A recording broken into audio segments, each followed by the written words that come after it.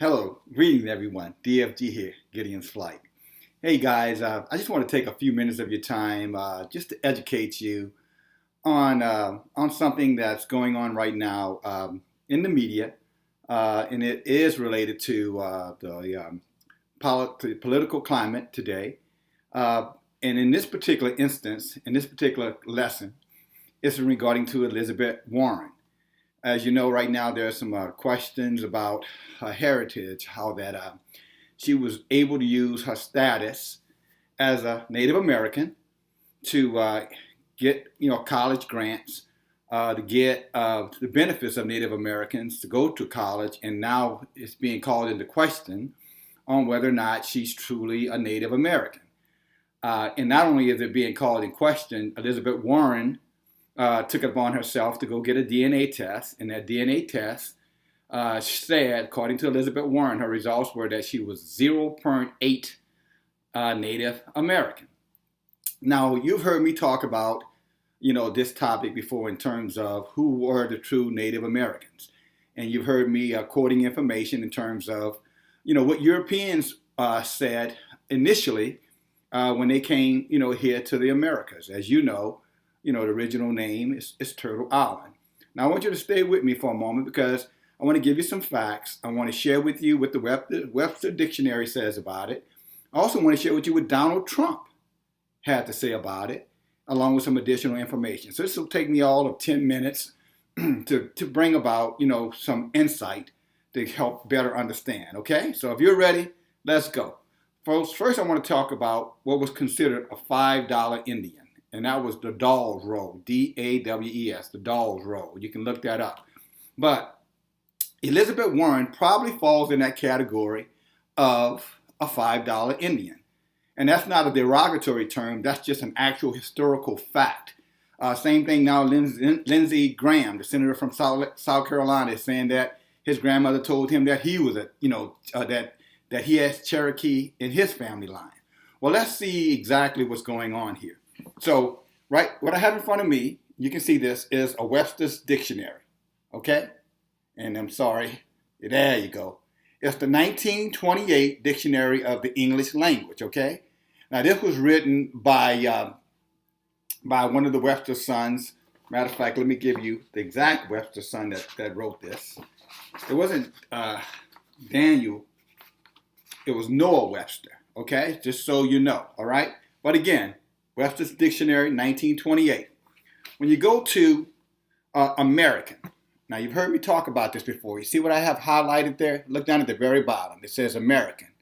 And it says, a native of America originally applied to the Aborigines or copper-colored races found here by the Europeans, but now applied to the descendants of Europeans in America. See, right? That's highlighted. You can see that. I'm sure you can see it again. We'll put that up close. That way you can freeze frame it. You can see it for yourself. Pretty big dictionary. Promise you Dale Green didn't write it. All right? Now, again, that's out of the Webster's Dictionary, 1828, guys. That's the year of our Lord, 1828. So you're talking about approximately, 100 and, almost 200 years ago now. So this is not new information, at least not to the Europeans. They were fully aware of what they found when they came to America. Now let's listen to what Donald Trump has to say about it, okay? Stay with me.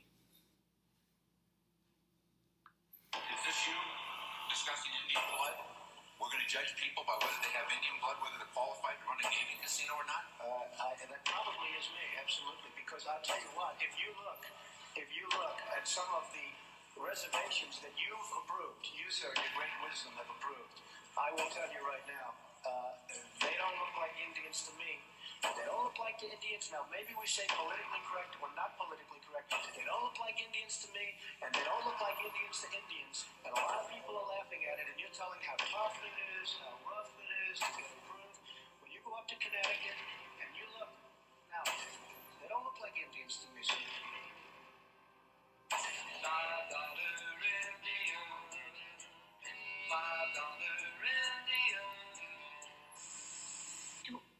Any of you have the faintest idea how this country got started or have any interest in learning about it? If you have, you just haven't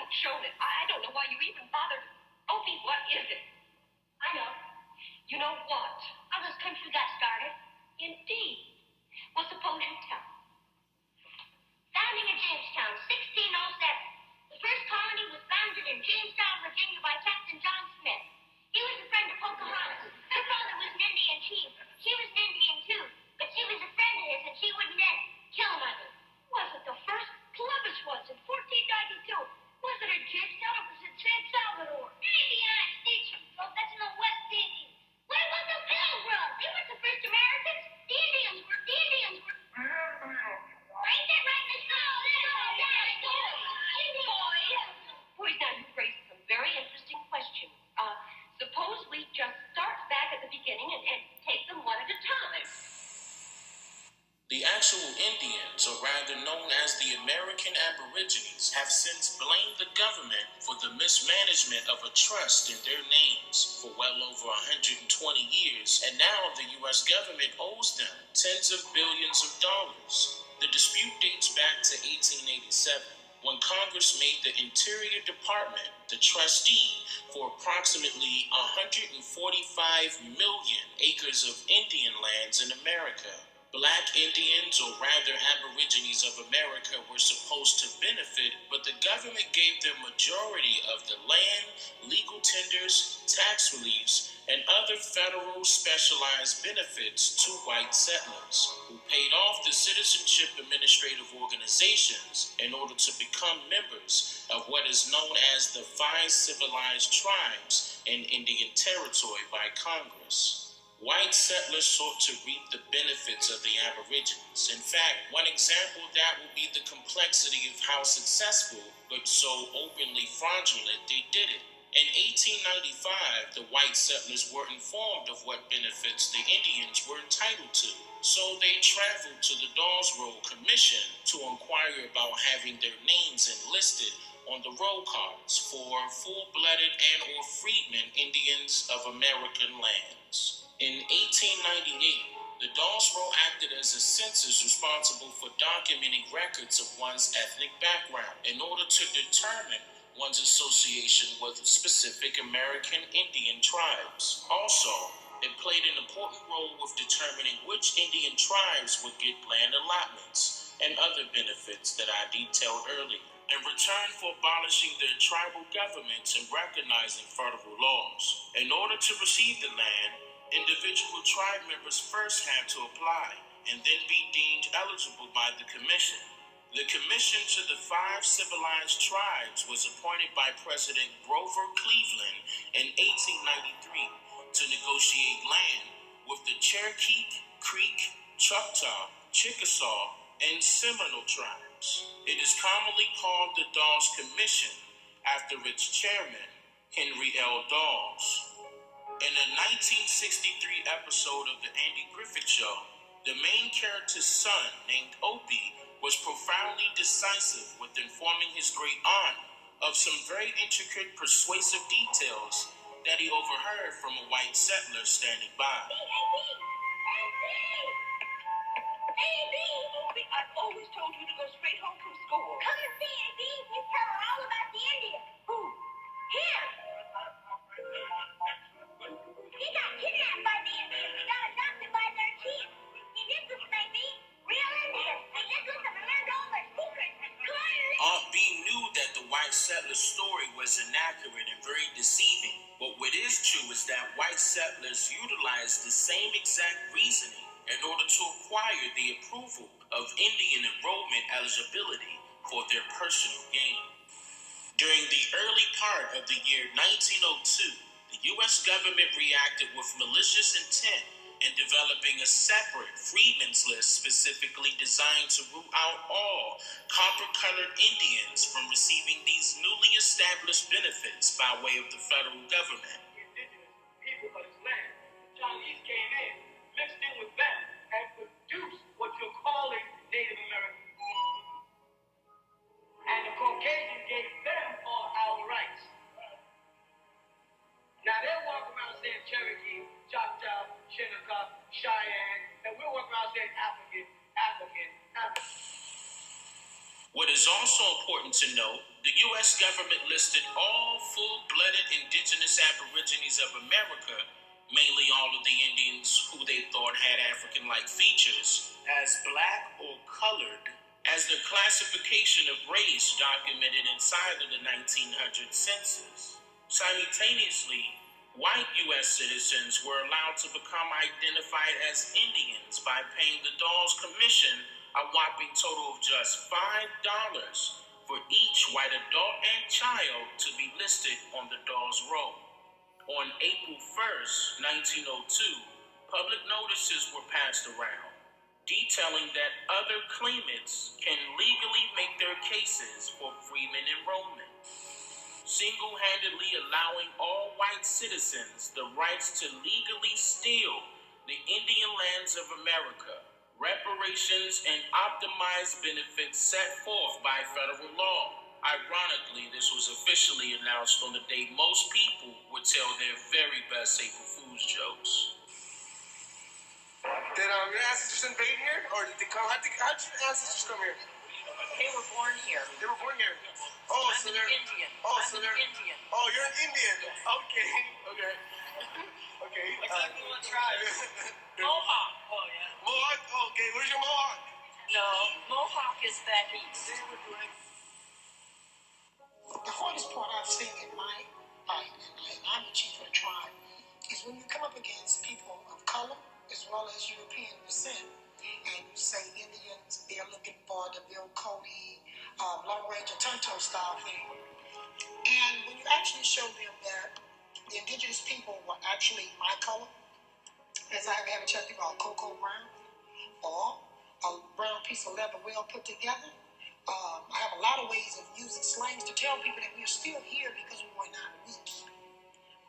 We were here before DeSoto and Christopher Columbus. You have to be strong to make it through those disasters. During Katrina, I told them Katrina was not a Category 5. My people had came through some Category 5s, and we survived them. So Katrina to me was going to be an easy thing to survive. Because when you're hit by a category named DeSoto, Category 5, and it lingers around for 400 to 500 years, instead of beating on the shore, and it just won't move. That's a disaster. Not a disaster that just come and go, but a disaster that's still lingering. Then when you have a person like George Washington, that was a Category 5. He hit, and we're still lingering because he's still on shore. Okay, so that's two categories sitting on shore at the same time. I have Christopher Columbus, Category 5, still sitting on shore, beating up on us. Okay, so then I have Andrew Jackson.